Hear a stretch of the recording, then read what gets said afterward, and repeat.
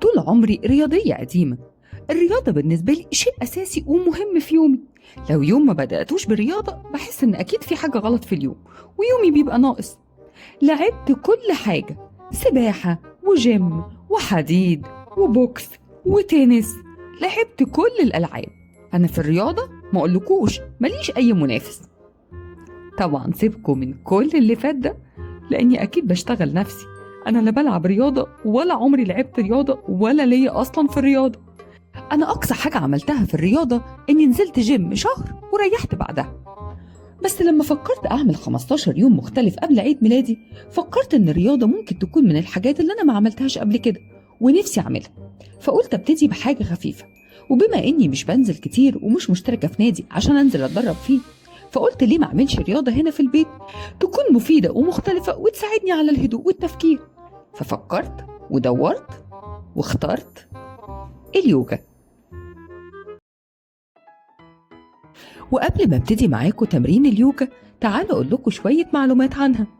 اليوجا هي رياضة عقلية وروحية، هدفها إنها تخلي عقلك وجسمك وحدة متجانسة، وبيرجع أصلها للهند منذ حوالي 5000 سنة. واليوجا ما تمسش بأي صلة للدين ولا لأي عقيدة وملهاش أي قوانين بتحكمها. والغرض من اليوجا هو إنشاء القوة والوعي والانسجام بين العقل والجسم، وبتساعد في تنظيم معدل التنفس. واليوجا ليها فوائد كتير جدا، منها إنها بتخفف من آلام أسفل الظهر، وبتخفف من آلام التهاب المفاصل والصداع، وكمان بتنشط الدورة الدموية وبتخفض ضغط الدم. وأهم حاجة إنها بتساعد في السيطرة على الضغط النفسي ومشاكل النوم والصداع. ودي كانت حاجات بسيطة عن رياضة اليوجا. ادخلوا اقروا أنواعها وفوائد أكتر عنها، وكمان طرق كتير للحركات بتاعتها. هتستمتعوا جدا، وحاولوا انتوا كمان تجربوها في البيت، مش هتكلفكم أي حاجة بس هتساعدكم في حاجات كتيرة قوي. ودلوقتي هبدأ معاكم تمرين اليوجا، بس عشان ما اطولش عليكم هوريكم جزء بسيط وبعدين هكمل لوحدي باقي التمرين. أنا هنا بدأت تمرين اليوجا بشوية تمارين للتنفس. بقيت باخد نفس عميق لجوه وأطلعه لبره.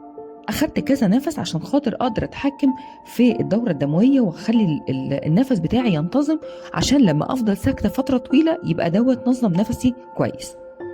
حاولت أخد نفس عميق من جوه وأطلعه، نفس لجوه وأطلعه، مش كتير بس بحاول انظم نفسي.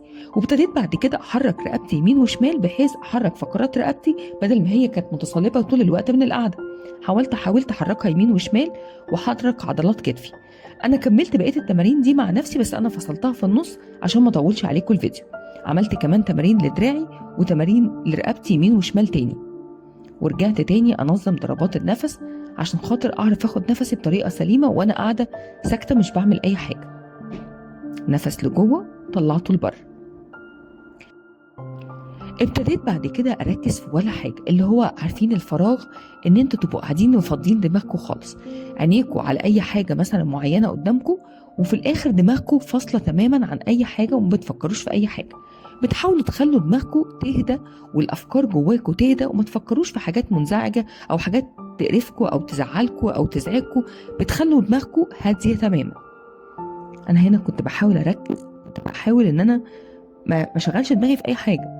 كنت عايزه اهدى، كنت عايزه، عارفين مرحله الريلاكس دي.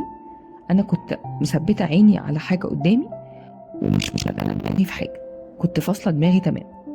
التمرين ده ممكن تعملوه وانتوا فاتحين عينيكم، وممكن تعملوه وانتوا مغمضين عينيكم. انا هعمل كده ده شويه وده شويه. عايزه اقول لكم انا كنت مسترخيه جدا، كنت سايبه اعصابي خالص، وكنت حاسه ان انا قاعده براحتي خالص. انا كمان التمرين دوت يعني بره الكاميرا هعمله اكتر وانا براحتي، بس عشان قاعده قدام الكاميرا دلوقتي فمش عارفه اصور بحريتي. بس التمرين ده لو انتوا مش بتصوروا هتعملوه براحتكم، تقعدوا مربعين اكتر، تقعدوا براحتكم. هو اصلا بيتعمل على الارض بس انا طبعا عشان مش هعرف اصور وانا قاعده كده على الارض. فالمفروض ان التمرين دوت اهو. بص دلوقتي انا غمضت عيني وابتديت استرخي اكتر. لما تغمضوا عينيكم هتسترخوا اكتر بكتير. التمرين ده كمان هو تمرين اليوجا، بيبقى ليه سجاده معينه بتاعت سجاده اليوجا بتقعدوا عليها على الارض، وبتقعدوا وضع القرفصاء، وبتقعدوا مفضين دماغكم خالص ومهدين جسمكم واعصابكم بحيث تبقوا ريلاكس خالص. انا غمضت عيني، ما كنتش بفكر في اي حاجه، كنت حاسه بهدوء وحاسه ان دماغي فضيت. ابتديت افتح عيني تاني وبرضه ما فكرش في حاجه. لازم تفصلوا دماغكم. التمرين ده تعملوه وانتوا قاعدين في اوضه لوحدكم، بعيد عن اي توتر، بعيد عن اي دوشه، هيهدلكوا دماغكم خالص. وخشوا اقروا معلومات كتير عن اليوجا، انا بس عشان ما رضيتش اطلع لكم الفيديو فحاولت ان انا اجيب لكم حاجات مختصره بس عن فوائد اليوجا. هي اصلا ليها حركات كتيره بتتعمل وانتوا واقفين، وبتتعمل وانتوا نايمين على ظهركم، ليها وضعيات كتيره جدا. خشوا اقروا عن التمارين بتاعت اليوجا، بجد هتعجبكم وتريح لكم اعصابكم جدا. حاولت هنا برضو اثبت نظري. انا كنت بفصل الفيديو كتير لان انا مش هطول عليكم في القعده كتير،